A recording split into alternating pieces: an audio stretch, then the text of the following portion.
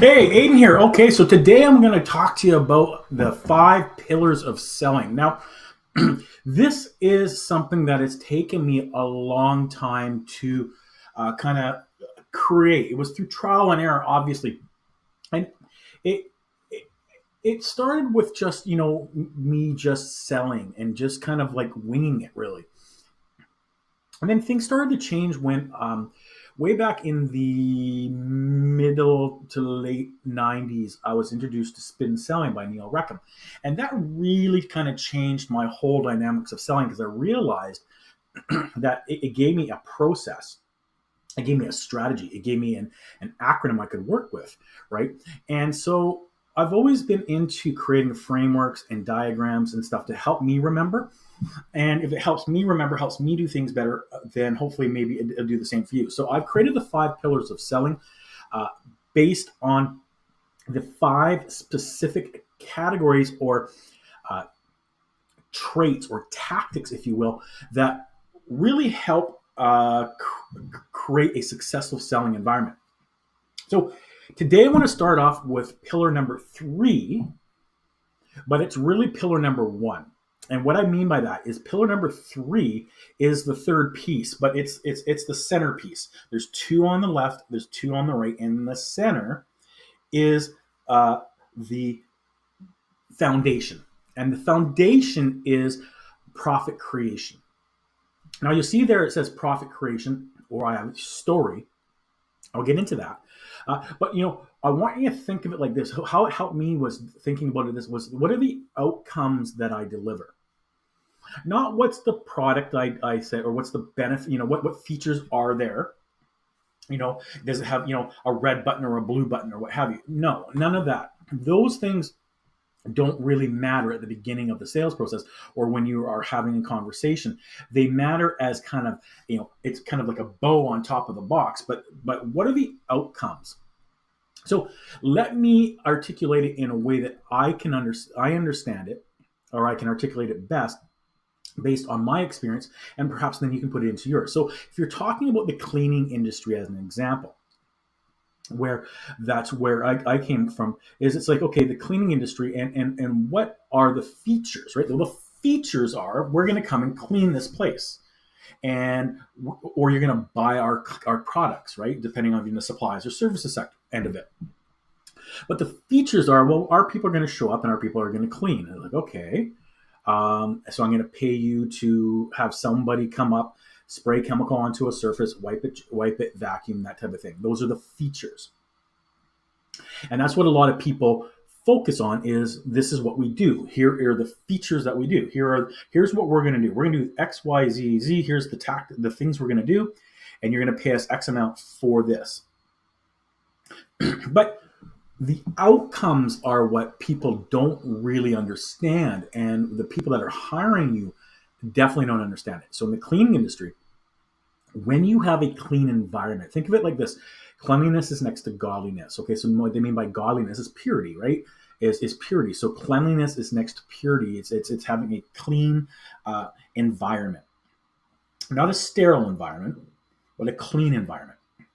Sterile, yes, but not not like a hospital sterilization type of thing. So the outcomes are a clean facility.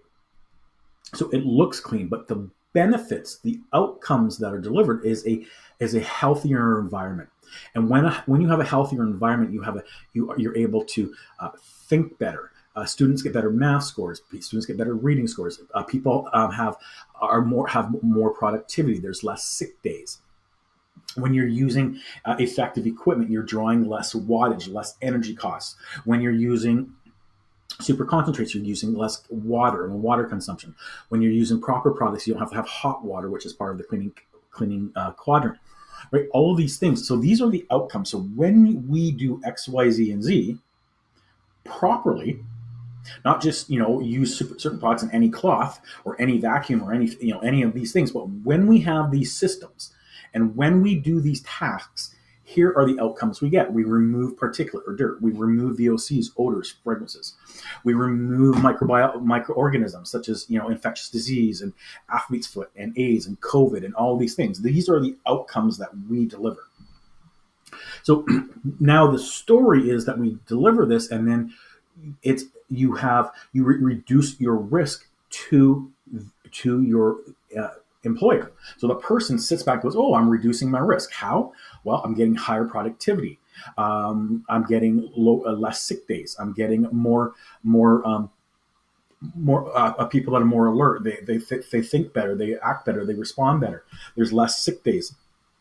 All these things have a financial uh, impact on the building, or on the people, or on the planet. And then you tie that back to, if it's on the planet, then or it's on people's health, then you can have regulatory issues, you can have compliance issues, you can have fines and levies and all these things. So on the surface, we're going to go clean.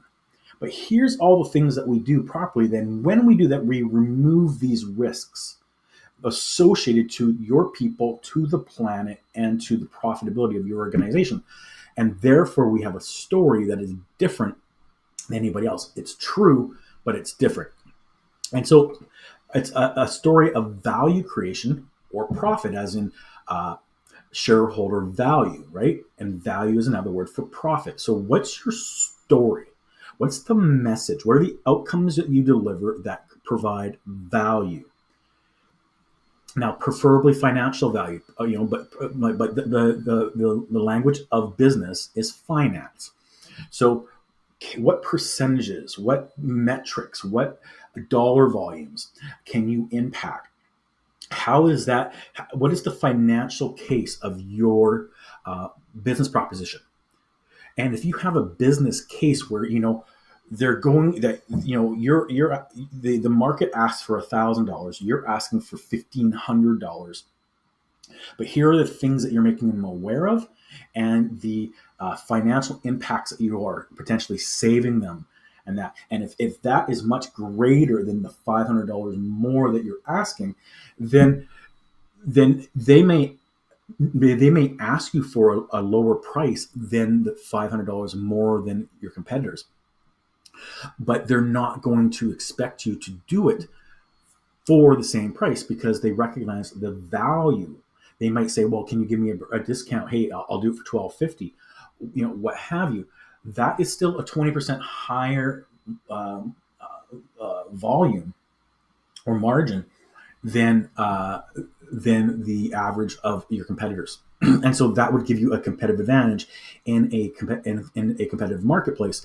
And therefore, if you're making 10-15% higher than everybody else because you have a better message, you have a better outcome, you have a better story, and you have better deliverables, then you're going to you're going to create more value, and then you can grow your business better, pay your people more, reduce your churn, all of those things.